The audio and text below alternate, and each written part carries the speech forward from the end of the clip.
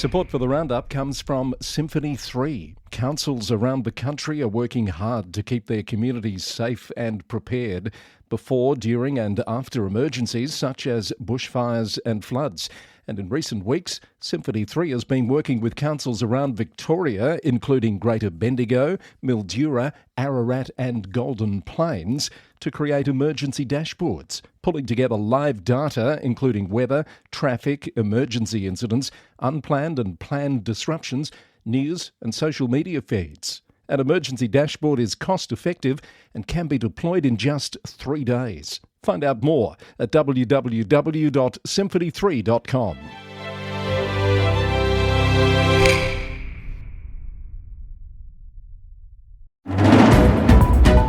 Coming up, an urgent call for action on data centres, legal threats over grant funding at a Melbourne council, a disturbing increase in abuse of council lifeguards. Albury Council parts ways with its long-serving CEO, urgent water supply issues for 2 New South Wales councils, Tasmanian councils criticised for their handling of gifts and donations, adverse conduct findings for 2 South Australian councillors, and a Western Australian council CEO departs after less than 2 years. It's the Local Government News Roundup. Hello, I'm Chris Eddy, back with more news from and about councils across Australia and beyond. Also today, we're not misappropriating funds from one project to another. We're simply in the wash of money that's coming in and going out. Sometimes a dollar that comes in for one project will be used on another payment. The General Manager of Upper Hunter Shire sets the record straight after misleading media reporting of the council's financial position.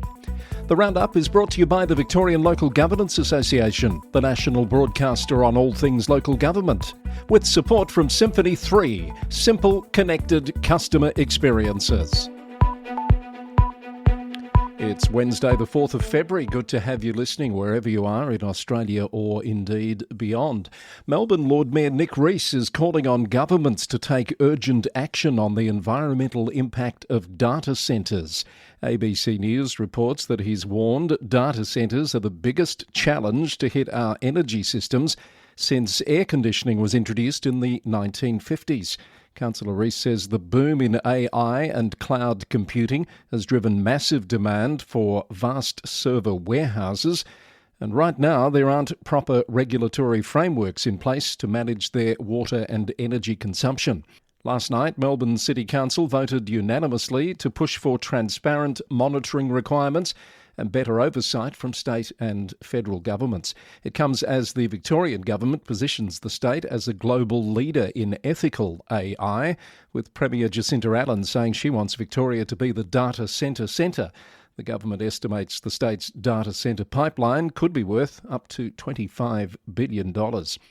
Meanwhile, The Age reports this morning that the council last night passed the Lord Mayor's You Break It, You Buy It vandalism policy, seeking to recover costs from those that vandalise statues and memorials. The council will also implement new security measures during high-risk periods, including guards, fencing and increased CCTV. Kingston Council has been threatened with legal action under Australia's new hate speech laws, according to the Herald Sun, after a councillor attempted to stop ratepayer funding to a religious organisation. Councillor Caroline White's motion to halt $75,000 in grants to the Druze Community Charity of Victoria failed to gain support at Monday's council meeting. The controversy stems from a decision by the previous council in June 2024 to fund a cultural festival in Keysborough outside Kingston's local government boundary. Councillor White has questioned why Kingston ratepayers are funding a Dandenong-based religious organisation when many residents are struggling financially. The Druze Community Charity called the attempt to remove funding discriminatory and anti-Semitic, saying their members who live and pay rates in Kingston feel targeted and unfairly treated. The organisation is now seeking legal advice on available options, according to the Herald Sun, including under Australia's recently passed hate speech laws. Lifeguards across Campaspe Shire have reported 21 incidents of harassment and abuse over the past year, with 6 already recorded in 2026. The council is warning people to behave at the pool or risk losing access altogether. Council's Director of Communities, Joe Bradshaw, told the Riverine Herald that most of the abuse stems from patrons refusing to follow basic safety rules, particularly around child supervision. The majority of staff targeted are under 21 years old. If the behaviour continues, the council says it won't hesitate to temporarily close pools as a cool-off measure, and in extreme cases, permanent closure remains on the table. Warrnambool City Council has endorsed a business case for the redevelopment of Aquazone Aquatic and Leisure Centre, the city's only major public aquatic facility. Aquazone has been serving the Warrnambool community for over 60 years, attracting more than 200,000 visits annually. However, key components of the facility, including the outdoor 50-metre pool, have reached the end of their useful life. Following extensive community consultation, the council has voted unanimously to support a two-stage redevelopment on the existing site, including replacement of the outdoor 50-metre pool. The business case will now be used to advocate for state and federal funding. Mansfield Shire Council is working to remove fire-damaged roadside trees that pose safety risks, with qualified arborists assessing structural integrity and removing only dangerous trees while preserving ecological balance.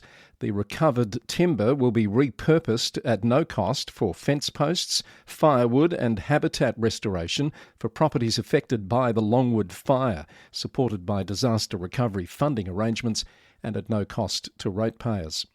And the community of Harcourt in Mount Alexander Shire is mounting a campaign to bring music act Tones and I to the town after the recent bushfires. It follows a challenge from the singer, who's offered a full production show to the Australian town with the most online engagement. We recently reported the success of a community campaign in Hinchinbrook Shire in Queensland, which has secured a concert from the pop star to take place next month in Ingham. Mount Alexander Shire Mayor Toby Hayden has lent his support to the campaign, appearing in a new Facebook video, strutting his stuff, busting some moves, getting his groove on, if you like, to Dance Monkey from his office and out into the street. Watch it if you dare. There's a link in the show notes, and best of luck to the Harcourt community on their Tones and I campaign. Also happening now, it's a total fire ban for parts of Victoria today in anticipation of extreme heat. Yarriambiack Shire Council's transfer stations at Warwick, Nabil and Minyip will operate for the first 2 hours only. Cardinia Shire Council announced that the Pakenham Lakeside Fountain has been temporarily turned off this week. It's due to low water levels caused by high temperatures and drying winds, with risk damaging the fountain's motor and lights. And Hepburn Shire Council is offering residents a $50 voucher to purchase reusable nappy, period and incontinence products through partner business Darlings Down Under. The initiative aims to reduce upfront costs for residents and make sustainable choices more affordable. 660 million disposable products are sent to Australian landfills annually.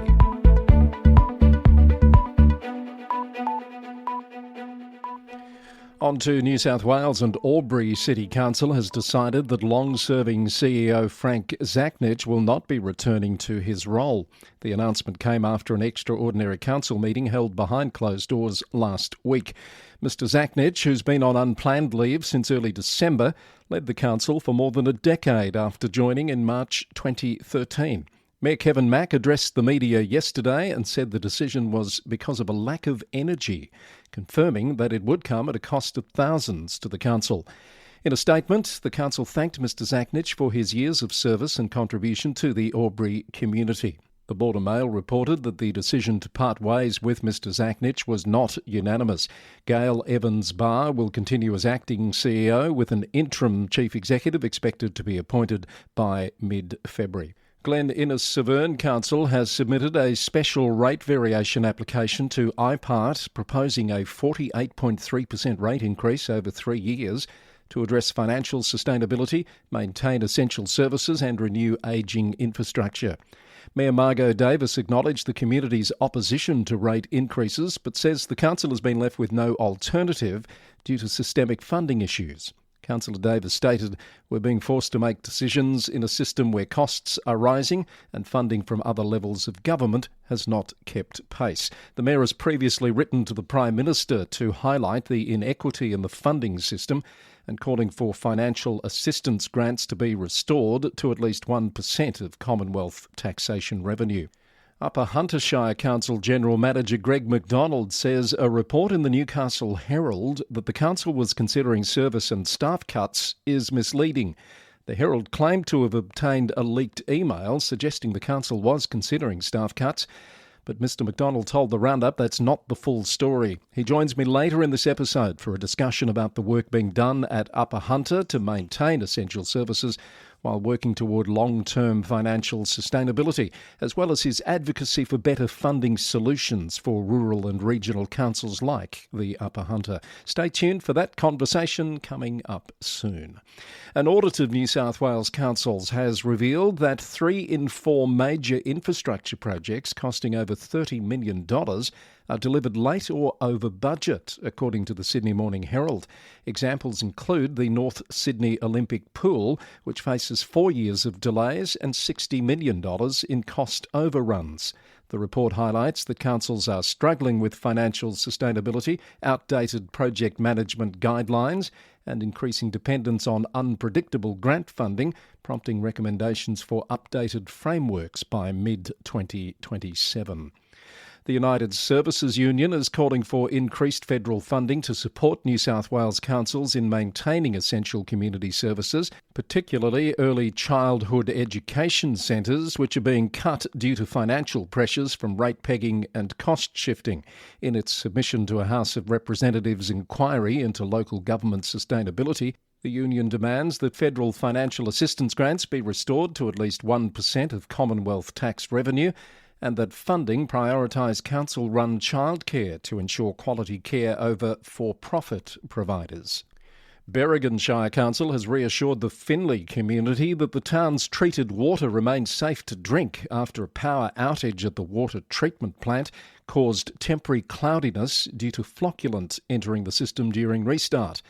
The council has completed a full network flushing program to resolve the issue, and water quality continues to meet Australian drinking water quality standards with daily monitoring in place. Residents have been asked not to interfere with flushing equipment and to contact the council if they notice any ongoing localised issues. Meanwhile, in Kyogle, in the Northern Rivers region of the state, the council issued an urgent request yesterday for residents to conserve water as much as possible after a water outage, the cause of which is still under investigation. The council said reservoir levels are slowly rising and residents should run household taps for a few minutes to clear residual air and discoloration before using the water. Also making news, Griffith City Council has endorsed paid parking fees for Griffith Regional Airport, with rates including a free first hour, then $2.50 hourly, $12 daily and $65 weekly once the new ticketless LPR system becomes operational in coming months. Northern Beaches Council has announced that its Manly Library now offers 24/7 access to members over 16 who've completed an on-site induction. It follows a successful trial that saw over 20,000 visits in 24 weeks. And Warrumbungle Shire Council has welcomed data showing that the Coonabarabran Visitor Information Centre ranked 3rd in New South Wales for walk-in visitors during July to September 2025. With more than 25,000 visitors, the centre ranked behind only Echo Point and Snowy Region centres. You're listening to the Local Government News Roundup, which is proudly brought to you by the Victorian Local Governance Association. They've been our founding sponsor since day one, back in March 2021. And yes, when you think about it, our 5th anniversary is fast approaching. More on that in the coming weeks. And thanks to our supporting sponsor, Symphony 3. You might like to talk to them about their disaster dashboard. More and more councils are getting on board with the dashboard, if you'll excuse the pun. And it can be delivered in just 3 days. Find out more by heading to symphony3.com and having a chat to the Symphony 3 team. Let's round up some Queensland news. The city of Ipswich has officially hit more than 270,000 residents, adding nearly 10,000 in just 12 months. Mayor Teresa Harding says boom suburbs like Springfield, Spring Mountain and Ripley are driving explosive growth, with Ripley almost doubling its population to over 19,000 in 4 years. The city added 877 new dwellings in the final quarter of last year alone. It's on track to become a city of 530,000 within 20 years, requiring another 100,000 homes. Toowoomba Regional Council has sold 2 hectares of surplus land at the former council nursery site in Middle Ridge for $6 million. CJAM Group purchased the site following an open tender process and is expected to lodge a development application later this year. The contract includes covenants to prevent land banking and ensure timely development, and the council has built in a buyback clause allowing it to repurchase the land at the original price if key milestones aren't met. Townsville City Council is cracking down on vandalism at its 60-plus public toilet blocks after spending more than $350,000 on repairs last year. Mayor Nick Demetto says arson, graffiti and littering have forced sudden shutdowns at facilities that recorded over 500,000 visits in 2025. The council is urging residents to report criminal behaviour to police and vandalism through the Snap Send Solve app. The Queensland Government is investing $6 million to create 300 new council traineeships and support 100 apprenticeships across 64 councils. Finance Minister Ros Bates says each position comes with a $15,000 wage subsidy to ease cost of living pressures. 82% of positions are in regional and remote Queensland. And Fraser Coast Council has confirmed that up to 300 kilograms of dead fish have been found this week in 2 main areas of Lake Calvert at Tagoom. Council teams have been on site retrieving the fish and undertaking water quality testing.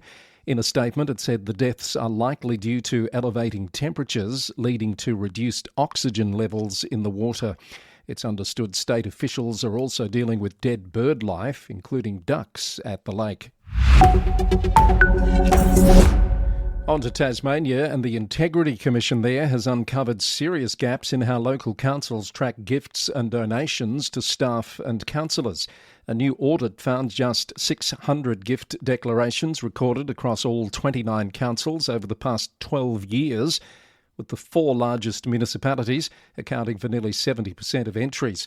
2 councils had no public gift register at all, and many registers haven't been updated since 2022, despite a legal requirement to update them monthly. Integrity Commission CEO Ellen McKenzie says the findings point to several misconduct risks.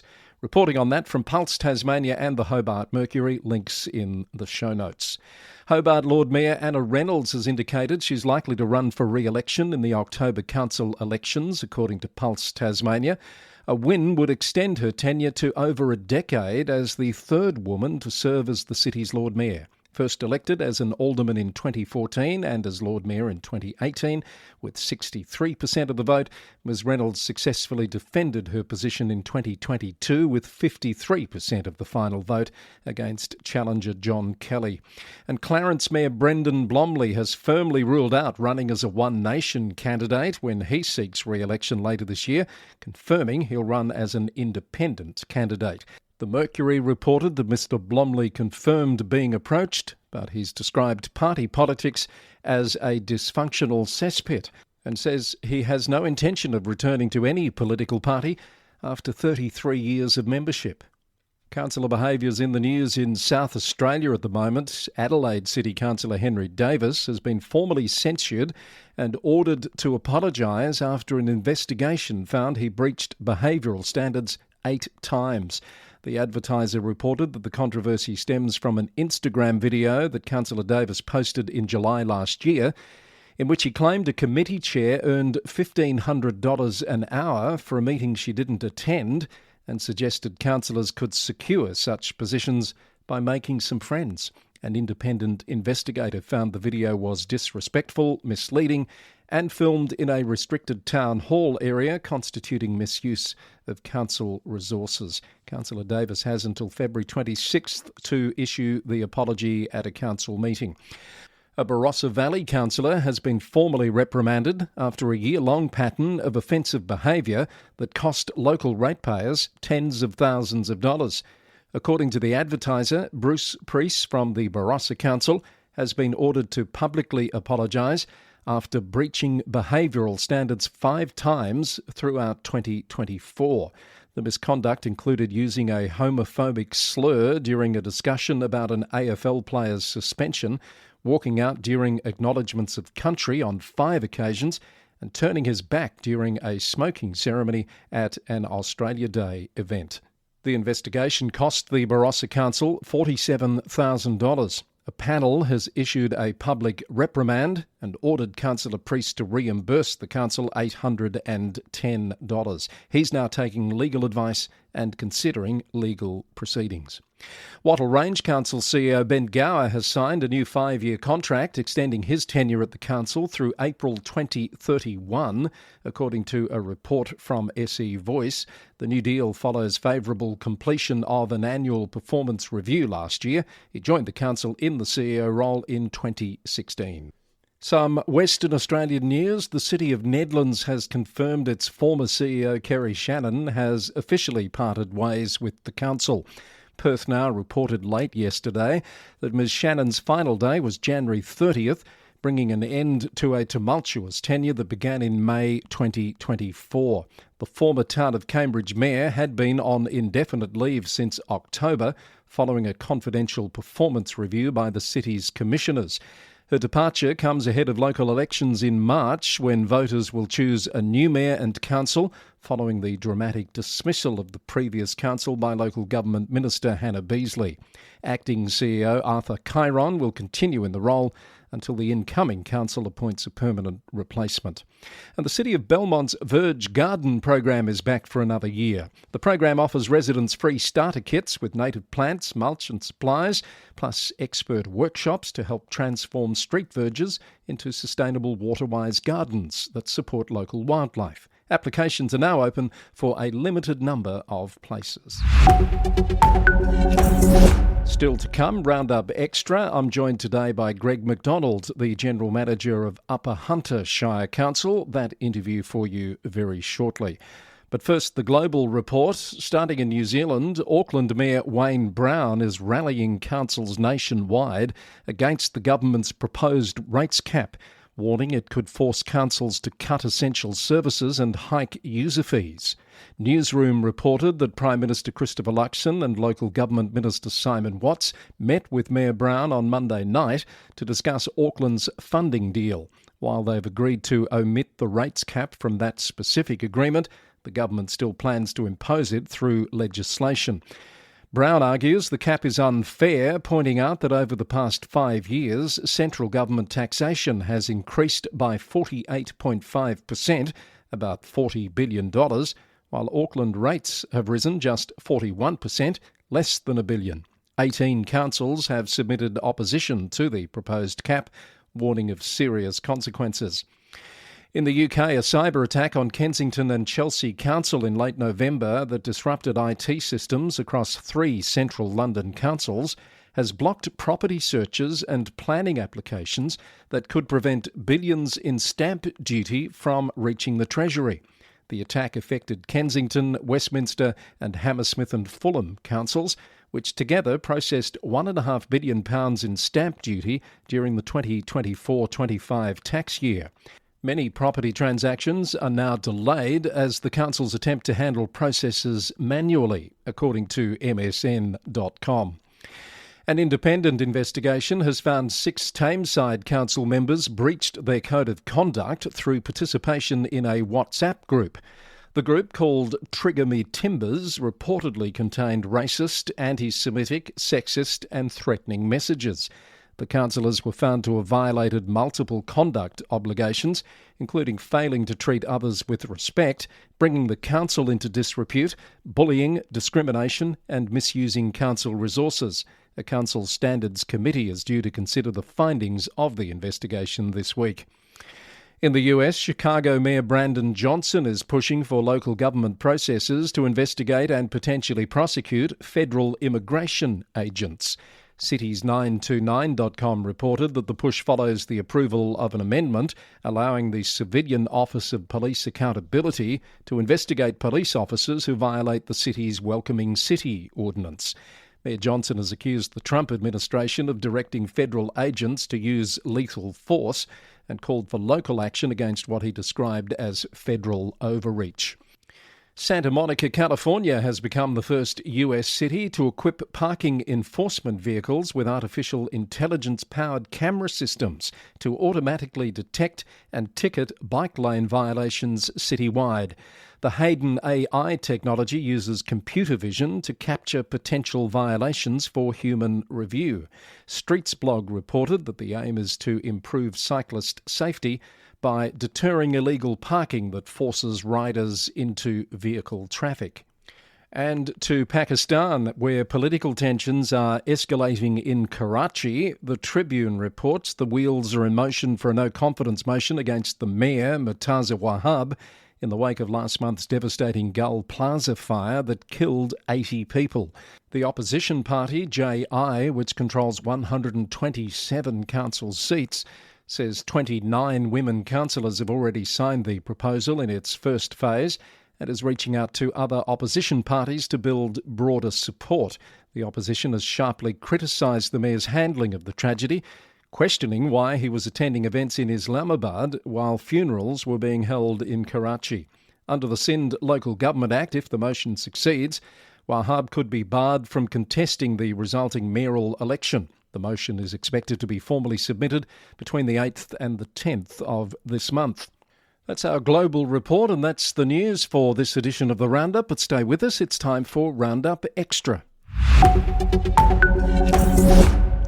As I mentioned earlier, Upper Hunter Shire Council has been in the news this week. Reports in the media that the council was considering staff cuts and service cuts after a breach of the Local Government Act in the way in which its grant funding was being handled. Greg McDonald is the General Manager at Upper Hunter Shire Council. And Greg, thank you for getting in touch with me. We ran a story in our last episode about the Newcastle Herald's reporting of your financial situation there, which it turns out was a bit misleading because it talked about potential service cuts and staff redundancies. You want to set the record straight. That's not what you're all about there at the moment at Upper Hunter.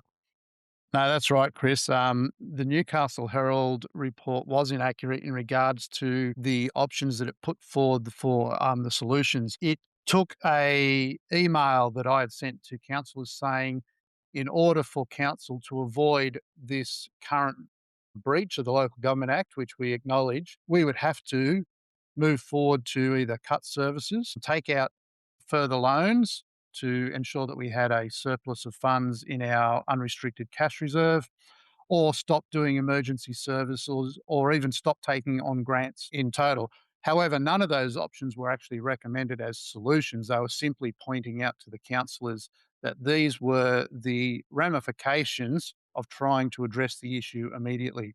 Even more than that, Greg, I've seen the email which clearly was leaked to the Herald. You actually quite explicitly say these initial options are not palatable to the community and are not under consideration. Correct. I actually pointed out these are all the options, but these certainly are not recommendations and are not palatable for our community and don't give our community any benefit whatsoever. We would address a technical breach of the Local Government Act, but we'd be putting our council into a greater worse financial position than they are at present. So it made no sense to follow any of those options.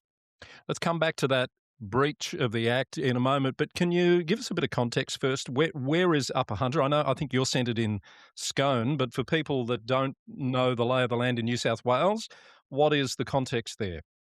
Yes, so we're in the Hunter Valley. So you've got Newcastle at the very mouth of the Hunter River. We're at the very top end of the Hunter River. So there's a number of councils in the Hunter Valley. There's 10 that make up our joint organisation, including Mid Coast. So 9 in the valley and 1 just outside the actual valley or the catchment. We're at the very top end of that. So we've got a very large rural holding. Council local government area is about 8,100 square kilometres. We've got about 15,000 residents, so only 2 residents for every square kilometre. So we've got quite a sparse density.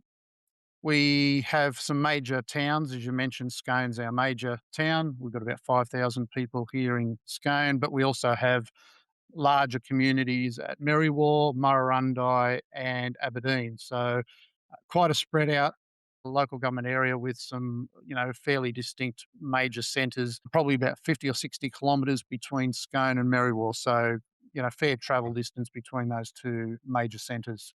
And you've been in that role there for 5 years, you were telling me? Yes, I came here just on 5 years ago this month. So I've just completed my 5th anniversary. And your background, if I read right, some engineering, some asset management, etc. Is that the stream you've come through? Yes, I'm a civil engineer, has probably served in a couple of councils in engineering roles, director roles. Most recently, though, I was at Willoughby, where, as well as doing director of engineering, I also had director of planning and eventually had director of corporate services. So, got thrown in the deep end on a few of those other roles outside of the normal engineering space. So it must be particularly galling then, this issue that you're dealing with in terms of cash flow, claims that you've got severe cash flow problems, the use of restricted funds. Can you address this breach of the Local Government Act for us and just explain what actually has occurred? Yeah, sure, Chris. We are we're financially stretched. We've got, as you heard, we've got a large area to service, a small population. We are very much reliant on government grants. Our rate income probably only covers about 15% of our total budget. We do have water and sewage as well, and whilst we do collect obviously water and sewer fees for that service, it very rarely breaks even. It's a service that is quite costly to provide to our community at an efficient means. So we do rely on a lot of grant funding. We've been quite successful in the last few years, in fact, getting grants that are fully 100% funded. Prior to my time at council was getting grants, but they were matching those grants with council contributions and in many cases borrowing money for its contribution. So that that that formula was never going to be sustainable long term. We've changed our approach to grants and effectively will only take grants now if we can get a grant that's fully funded or very close to fully funded to try and keep our contribution as low as possible. Now, that's worked reasonably well for us. We've been quite successful getting some grants. However, one of the difficulties with the grant arrangements is that the government will pay you maybe 70% pre-payments before the work. However, the last 30%, it could be 15% in some instances, but there's always a percentage of the grant funds that aren't funded until after the project is completed. So for the last portion of any project, we end up carrying the for contract engagement, any final project costs until such time as the government can get around to making that final acquittal and getting us the cash. Every year, at the 30th of June, we go through the audit process, as you would be aware, and the auditors have a look and make sure that funds that we've received are being spent on projects that they're allocated to. And we haven't had a problem at the 30th of June. However, this year, our auditors said, how are you getting on between the 1st of July and the 30th of June each year? Show us how that's working. So we gave them our monthly cash flow. And they identified that throughout the year, as we're receiving funds, in order to pay those last 30% of projects, we're using other grant funds from the government to pay while we're waiting for government grants. So we're not dipping into Section 94, we're not dipping into any other restricted funds. We're simply using government cash that's come in for one project to top up another project just because we don't have free cash. And Greg, you wouldn't be the first or the only council that's been in the position of having to do this. I suspect not, but we're the first council to probably put our hand up to the auditors and say, hey, open book, come and have a look. Yeah. This is what we're doing, and this is the reason we're doing it. So at any one time, we can be paying for a project that could be funded by one government project, but using cash from another government project just because that's the only cash available to us at the time. In most instances, the government owes us more money than at any one time in the year because there's so many outstanding projects that haven't been paid. And as I say, we're certainly not dipping into other restricted funds. The other thing that complicates this process is that throughout the last probably 3 years, we've had 4, 5, it could even be as high as 6 natural disasters, Mm. predominantly floods and windstorms. And the government says to us in those instances, look, just go and do the work. We will top you up after you've done the work. But we have to carry the expense of that for several months in some instances until the government can top us up.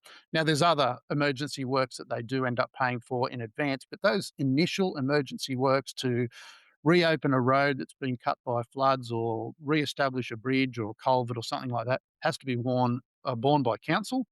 And so there's another expense there that we have to find cash from somewhere. Yeah.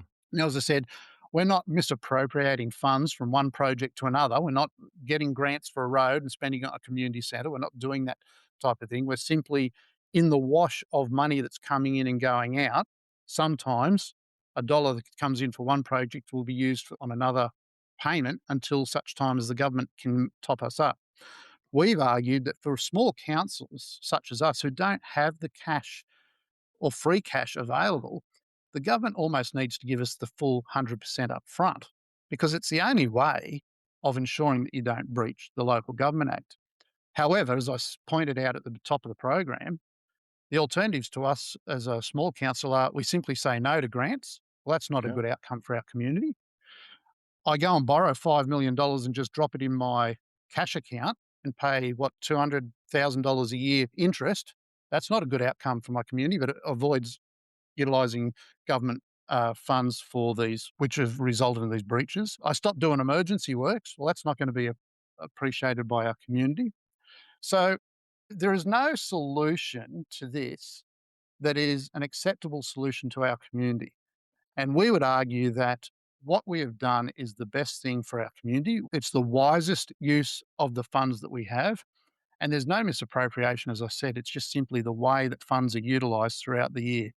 It's an invidious position to be in. And talking about community, I guess stories like this being presented the way they aren't helpful with that conversation you need to have with your community about your financial challenges. And we've all been there where someone looks at your financial statements and says, you've got all this money in reserve. Why are you putting your rates up? Why can't you spend that? It's not an easy conversation to have with community, is it, Greg? No, it's not. We just went through a special rate variation in 12 months ago, and we've just introduced that. And we did extensive community consultation. And of course, no one, not a single person comes out of the woodwork and says, yes, please put my rates up. No. Um, we've Before we did any of that work, we did quite a bit of work in the first 4 years I was here in cutting our own costs and ensuring our own house was in order before we went to the community. I think that's the only way you can do it. You need to demonstrate to the community that you are running the leanest ship absolutely possible before you go back to them and ask them to then come forward with additional rate income. Yeah, I see just this week Glen Innes Severn Council's going through this, and the Mayor Margot Davis said there that her council has been left with no alternative due to systemic funding issues, being forced to make decisions in a system where costs are rising and funding from other levels of government has not kept pace. And Greg, I note that that passage in the email that was leaked, it came from a letter that I think you wrote to the Office of Local Government seeking some advice, some support, some solutions. What have they said back to you? I haven't had a response. I've sent 3 emails to the Office of Local Government. I did have a phone call from them yesterday that said they were meeting this week to discuss my email. Obviously, we have regular conversations. I've got quite an open dialogue with the Office of Local Government, and that email that I sent them that you have a portion of was simply saying to them, this is the situation we're in, and I described very much what I've just described to you about the situation that a lot of rural councils are in, not just ourselves, and seeking how would they see us managing this problem? Because when I put those other options to them, I can't see that there's any other solution for small local councils other than utilising some of that cash that they know is coming in from future payments from the government and utilising the existing payments they have in advance. I ask you this next question thinking about Victoria, which has had rate capping for 10 years or so, New Zealand, which is talking about bringing it in, and we have some audience there. How much of your current situation do you put down to the introduction of rate pegging all those years ago? Is this a chicken coming home to roost? Yeah, look, I think there's been cost shifting as well as rate capping. So councils have been restricted in the amount of money that they can levy through rate capping. That's been a problem. I think there's been significant cost shifting over many years, and we've seen that through direct cost shifting as well as responsibilities being passed from state down to local governments, particularly in road responsibility and regional roads being reclassified as local roads and the like, so that that responsibility comes back to council. So look, there's multitude of issues. I've seen even in the last natural disaster, which I mentioned earlier, we had a significant amount of flooding. A lot of our water and sewerage infrastructure got damaged. Under the current classification of water and sewer as a commercial business, I can't claim the damages for water and sewerage projects or infrastructure that gets damaged in a flood through natural disaster. So the community ends up wearing that cost. I can't make that claim. So you would know as well as many of your listeners, water and sewerage is not a commercial activity. Yeah. It's a basic Public good. necessity that I am providing our community at the lowest cost possible. I'm certainly not making a commercial return, and I don't have huge profits from my water and sewerage business. So to classify that as a commercial business and then exclude it from getting any type of natural disaster compensation, again, it just hits us again, and it hits the bottom line of our ratepayers, unfortunately. Elephant in the room, this leaked email to the Newcastle Herald. Are you concerned about how that's found its way to the newspaper? Oh, look, I think we've got a reasonably good working relationship with our councillors. So I was surprised that the Newcastle Herald said that they'd received it, and I know they have because some of the content in the email was only sent to the councillors. So I know that's happened. I have spoken to my councillors and I said, look, I write my emails knowing that at any time it could get leaked. So I've been in this game long enough to know that if you're going to provide something to your councillors, work on the assumption that it may get leaked. There was nothing too sensitive in that email that I was too concerned about. I guess I was more concerned about the fact that a councillor felt that needed to be, go behind my back. If they'd have asked me, can I share the email with the journalist, I would have shared it with the journalist myself, probably. Yeah. So, just disappointing that type of thing happens. And some good advice for young players there too, Greg. It's been a delight to speak with you. Thank you so much for reaching out. I hope it's not the last time we speak. No, happy to chat anytime, Chris. All the best. Thank you. You've been listening to the Local Government News Roundup, episode number 546, recorded on the morning of Wednesday, the 4th of February, 2026. If you have comments or feedback, you can send us an email at lgweeklynews@gmail.com. The podcast is brought to you by the Victorian Local Governance Association, the national broadcaster on all things local government, with support from Symphony 3, simple, connected customer experiences. More details about this episode at lgnewsroundup.com. The podcast is recorded in the city of Greater Geelong, Victoria, on the land of the Wadawurrung people of the Kulin Nation. Until next time, thanks for listening and bye for now.